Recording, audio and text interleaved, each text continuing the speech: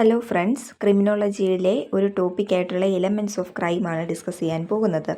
ഒരു ക്രിമിനൽ ഒഫൻസിൻ്റെ അകത്ത് generally 2 elements ഉണ്ട്. ഒന്ന് ഏതാണ്? ഒന്ന് മെൻ്റലും മറ്റൊന്ന് ഫിസിക്കൽ എലമെൻറ്റും. ഈ 2 എലമെൻറ്റും കൂടെ ചേർന്നെങ്കിലേ ഒരു ആക്റ്റ് ക്രൈമായി മാറത്തുള്ളൂ. അപ്പോൾ സർട്ടൺ മെൻ്റൽ സ്റ്റേറ്റുകളുണ്ട്. അതേതൊക്കെയാണ്? Intention, knowledge, negligence, rashness. ഇതെല്ലാം എന്ന് പറയുന്നത് എന്താണ്? Ordinarily necessary for committing a legally forbidden act. അപ്പോൾ ലീഗലി ഫോർബിഡൻ ആയിട്ടുള്ളൊരു ആക്ട് കമ്മിറ്റ് ചെയ്യുന്നതിന് നെസസറി ആയിട്ട് വരുന്ന മെൻ്റൽ സ്റ്റേറ്റാണ് ഇൻറ്റൻഷനും നോളജും നെഗ്ലിജൻസും റാഷ്നെസ്സും ഒക്കെ. അപ്പോൾ ലീഗലി ഫോർബിഡൻ എന്ന് പറഞ്ഞാൽ എന്താണ്? ഒരു നിയമം പ്രൊഹിബിറ്റ് ചെയ്യുന്ന ഒരു ആക്ട് അത് ചെയ്യുന്നതിന് വേണ്ടിയുള്ള മെൻ്റൽ സ്റ്റേറ്റുകളാണ്. ഇൻറ്റൻഷനോട് കൂടി നമ്മൾ ഒരു ക്രൈം ചെയ്തെങ്കിലേ അതൊരു ക്രൈമായിട്ട് മാറത്തുള്ളൂ. അപ്പോൾ ഇത് രണ്ടും കൂടെ വേണം. മെൻ്റൽ ഇൻറ്റൻഷനും വേണം, ഫിസിക്കൽ എലമെൻറ്റും വേണം. മെൻ്റൽ എലമെൻറ്റും ഫിസിക്കൽ എലമെൻറ്റും കൂടെ ഉണ്ടെങ്കിലേ എന്താകുന്നുള്ളൂ? ഒരു ക്രൈം ആകുന്നുള്ളൂ. നമ്മൾ ഒരു IPCയിൽ മാക്സിം പഠിച്ചിരുന്നു, ആക്ടസ് നോൺ ഫാസിട്രം നിസി മെൻസിട്രിയ. അപ്പോൾ ഇതാണ്, ഈ പ്രിൻസിപ്പിളിൻ്റെ അടിസ്ഥാനത്തിലാണ് ഇത് മുന്നോട്ട് പോകുന്നത്. അപ്പോൾ മെൻ്റൽ ആൻഡ് ഫിസിക്കൽ കണ്ടീഷനെ പറയാൻ ഉപയോഗിക്കുന്ന 2 ടേംസാണ് മെൻസ് റിയ ആൻഡ് ആക്ടസ് റിയസ്. അതിൽ മെൻസ് റിയ എന്ന് പറയുന്നത് എന്താണ്?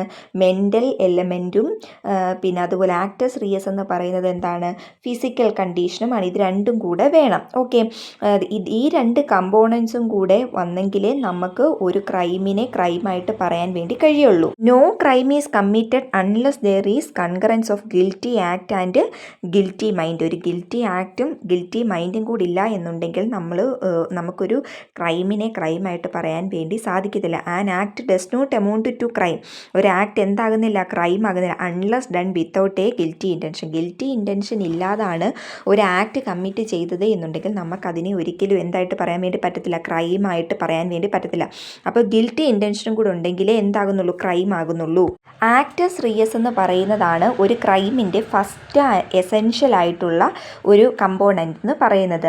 It refer to human conduct which the law seeks to prevent. അപ്പോൾ നിയമം പ്രിവെൻറ്റ് ചെയ്യാൻ വേണ്ടി ശ്രമിക്കുന്ന ഒരു ഹ്യൂമൻ കണ്ടക്റ്റിനെയാണ് നമ്മൾ ഇങ്ങനെ പറയുന്നത്.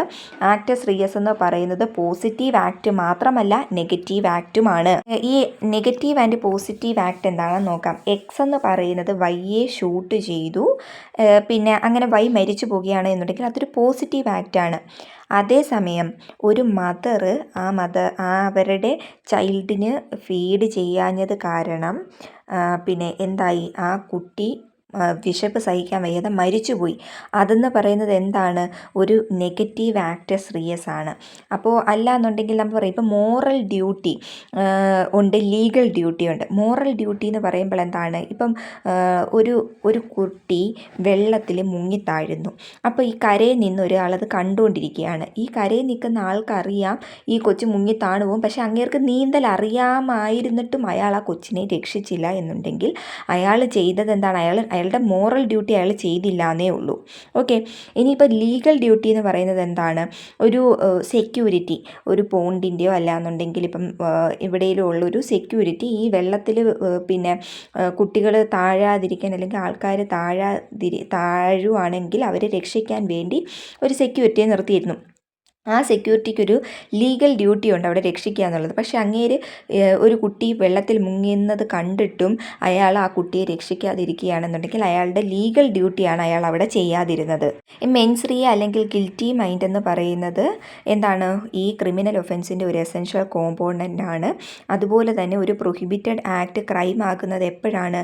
അവിടെ ഒരു സർട്ടൺ സ്റ്റേറ്റ് ഓഫ് മൈൻഡും കൂടെ വരുമ്പോഴാണ്.